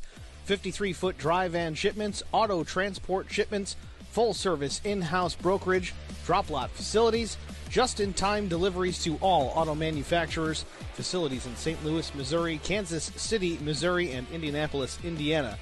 Spartan Logistics, LLC, proud sponsor of the IROC Series, Kyle Steffens UMP Modified and Silver Crown Driver, and Gordy Gundaker, World of Outlaws late model. Visit us at spartan-logistics.net or find us on Facebook.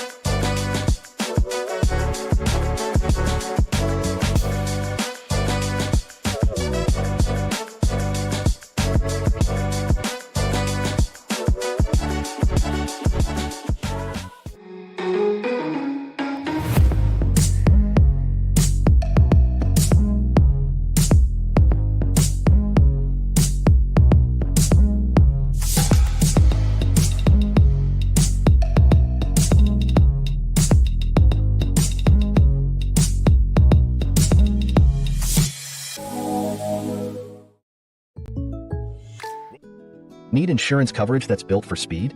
Frank Yea's office in South Charleston has your back. Whether you're blazing down the highway, protecting the home you've built, or setting up a legacy for your family, we've got the coverage you need. Auto, home, life, fast, simple, and made for you. Scan the QR code on your screen now to explore all our services and start a free quote today. Lock it in, save it for later, or call us at 304-744-7700 to get started.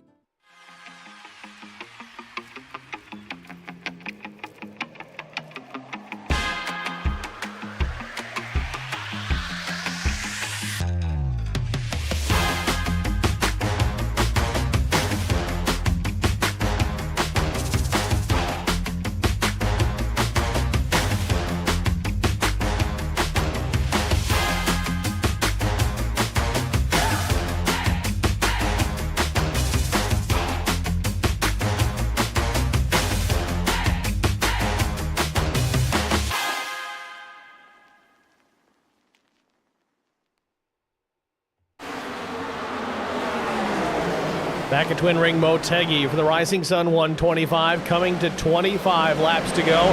Brandon Moore continuing form here at the front of the field, now 0.7 of a second in command over Wesley Jeanette, Jason Blaney, Austin Walton, and Nathan Line. Johnny DiPasquale, Nick Gardner swap positions for about the 6th spot. Gardner to the bottom there on the 1. DiPasquale will settle in behind. And it's Derek Buckaloo, Jim Treat, Trevor Quisenberry in the top 10.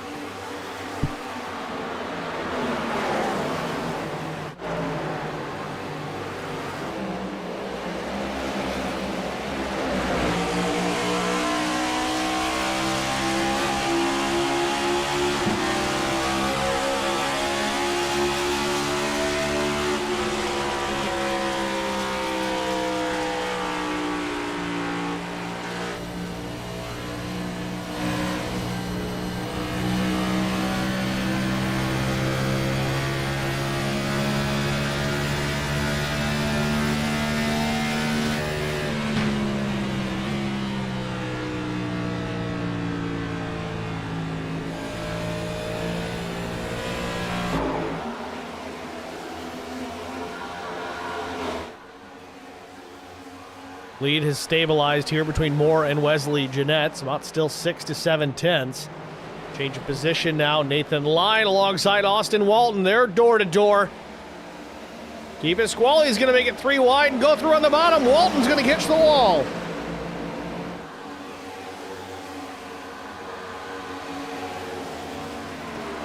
Austin Walton hit the wall pretty hard there. Maybe some right front damage on the 9. Up the racetrack now in 3 and 4.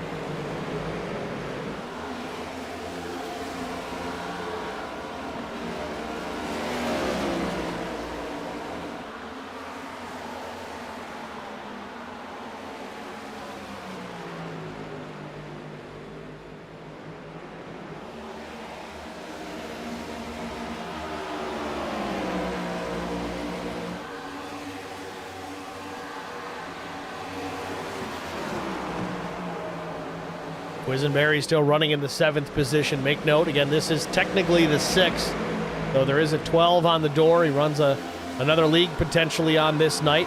Paint scheme loaded up a little bit different. But keep in mind, Trevor was kind of dumped, not intentionally, I don't think, by Kerwin Marshall on our first caution on lap 2. Marshall was dealing with some connection issues.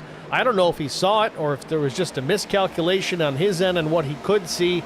Either way, the 6 went around, but good job to battle back here into the top 10, running P7 behind Jim Treat. Treat led some laps early on here with some pit strategy. Once he got out into the clean air, he was really untouchable until the next caution. He had to pit, and the rest of the leaders did not. That group consisting of Brandon Moore, Wesley Jeanette, Jason Blaney, and, well, your usual suspects here at the front of the field, at least for now tonight. I want to make note with Nick Gardner, though. I want to talk about a hard charger. He started back in the 28th position, sits 5th.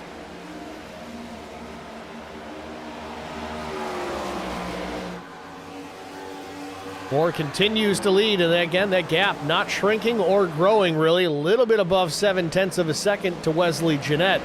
But Moore has absolutely dominated here tonight. Led 79 laps of the 125 scheduled. We're only on lap 106 now.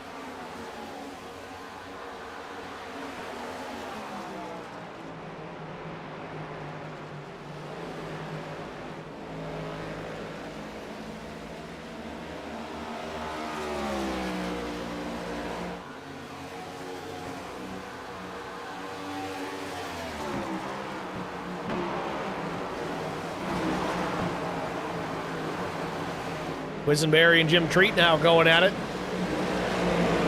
This is for P6.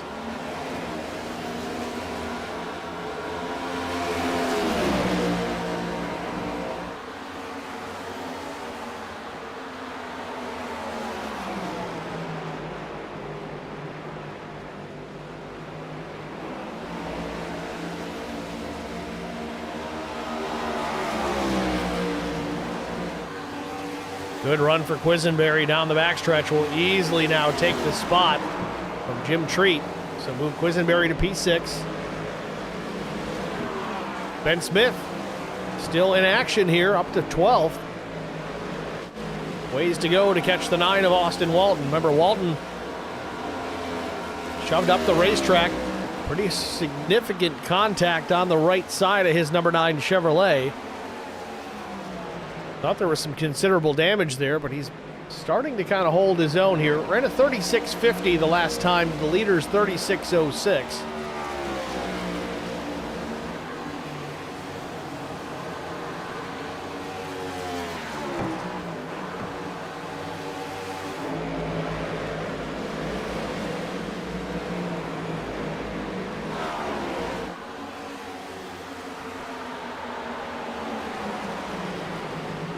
Wesley Jeanette running up on Michael Thorne here. Thorne a lap down or more. Shown back in 24th. Thorne will yield and go to the bottom of the racetrack here. Let Jeanette go on by on the top side. Jason Blaney as well. Johnny DePasquale. Oh, the 96 way up the racetrack.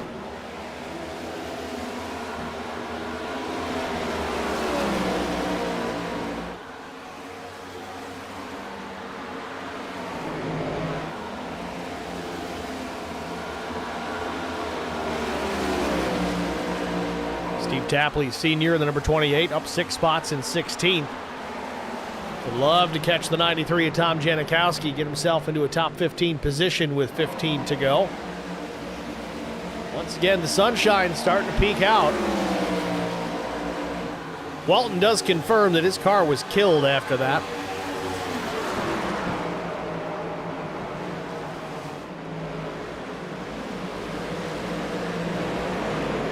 Tapley's caught Janikowski here. He may have this spot. He's got plenty of time to complete the pass, but he might get it done here in turn 1 and 2.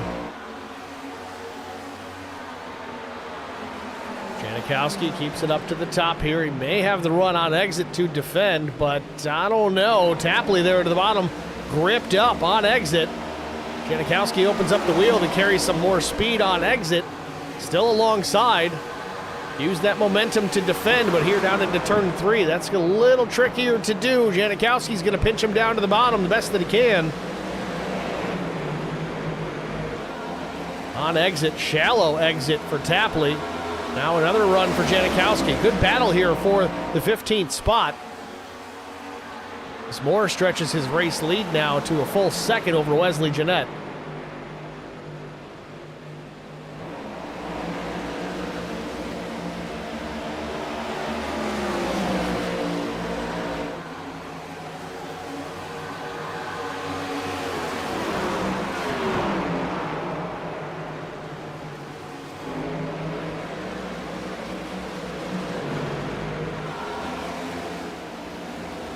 Tapley completes the pass.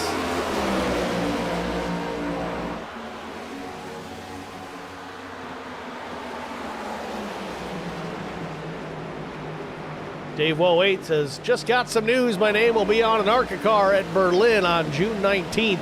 Awesome stuff. Number 86, Chris Golden, running the Club Racing number 86. Shot team driver photos for Club at the Glen last year. Was hoping to do it again this year, but I was a little late to the party, I think.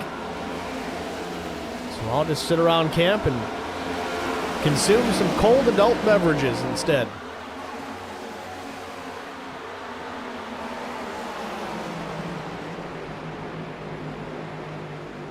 Tapley now, he's on a run. He's just about caught Kerwin Marshall here. Got the position from Scott Stockel as well, so Tapley in 14th, looking to improve a little bit more. 1:26 is a lap down. He'll yield to the top of the racetrack. That's David Canhart. And Brandon Moore is just in checkout mode. 1.7 now to Wesley Jeanette in second. With 10 laps to go, it's just a matter of logging laps here and staying out of trouble for the remainder of the Rising Sun 125. Tom Janikowski says, I can't make it easy for anyone to pass me. Does that mean Janikowski is this league's Ryan Newman?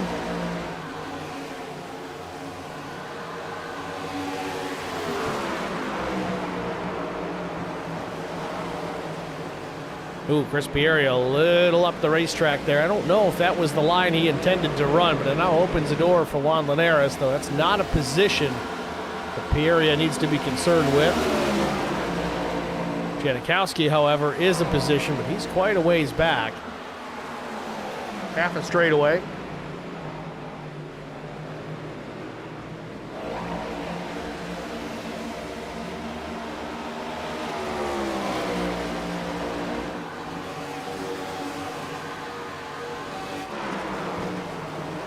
He's got some distance to run down the 77 to Caden Fontenot, too.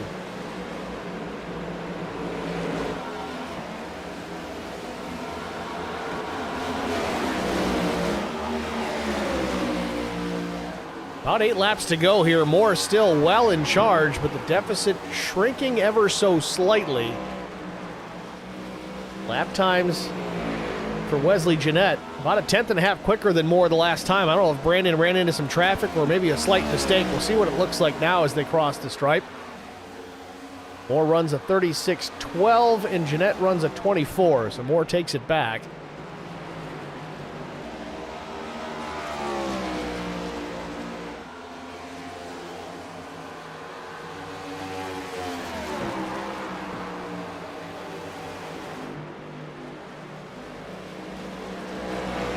Just a minor issue for Brandon Moore on just that one lap because his pace is still increasing. It's almost 1.8 back to the 74. Runs a 36.09 to Jeanette's 25. So another 1.5 quicker. Clean air makes a big difference. We'll see what changes here as he runs down the 45.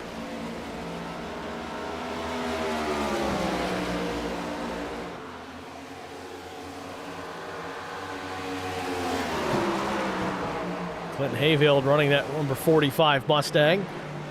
A little slow in the mid-corner. Brandon gets back to the gas.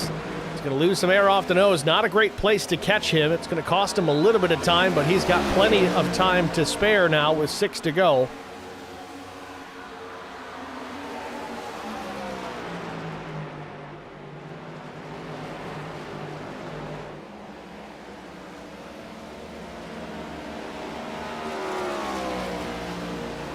You'll notice last week's winner, Chris Cornett, not in this race here tonight. Tough not to see the 88 out here running. Carried the point lead into this second race of the season.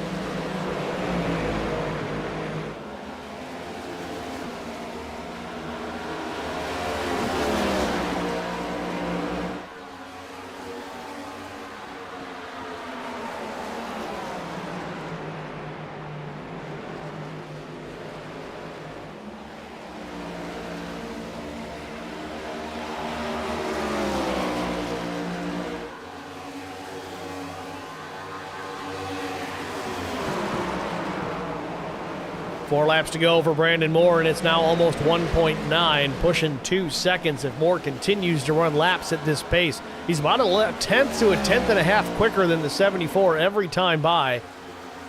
Both drivers pit last at lap 81, both drivers taking 4 tires. But Moore, as he has shown all night long, very in tune to this racetrack, especially out in front.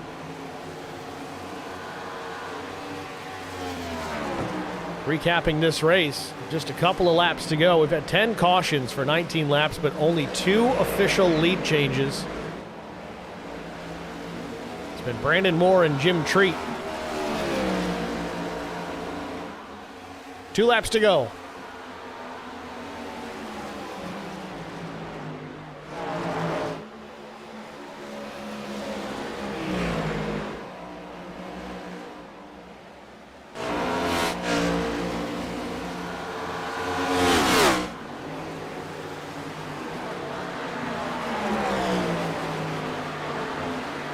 Cody Austin making plenty of room for Moore to get clear. Lead now almost 2 seconds for Brandon Moore. Back down to start finish. White flag in the air. Final lap for Brandon Moore.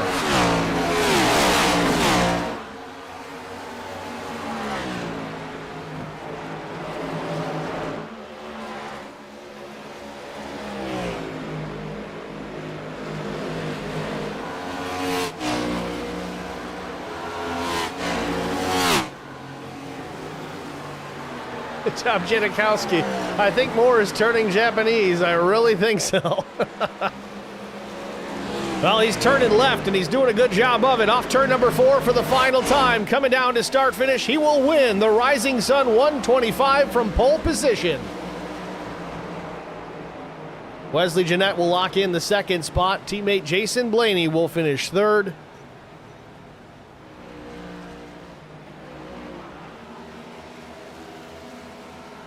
After 125 laps, Brandon Moore led 98 of them en route to victory here in the second race of the season. An early win here for Brandon Moore. Going to carry that momentum on to next week. Speaking of next week, Charlotte Motor Speedway. They will be running on the 5th. But as we typically broadcast a day later, I will already be in Watkins Glen at that point, so we'll have to find a place to tape delay that one when we get an opportunity. Brandon Moore spins Wesley Jeanette out on the cool down. Just for fun. Oh, bumper cars here. They're all teammates. I don't think there's any anger involved here.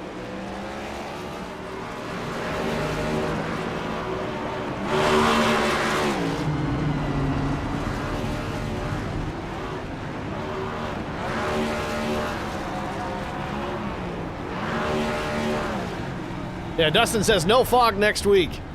Yeah, keep that humidity below 90 at least.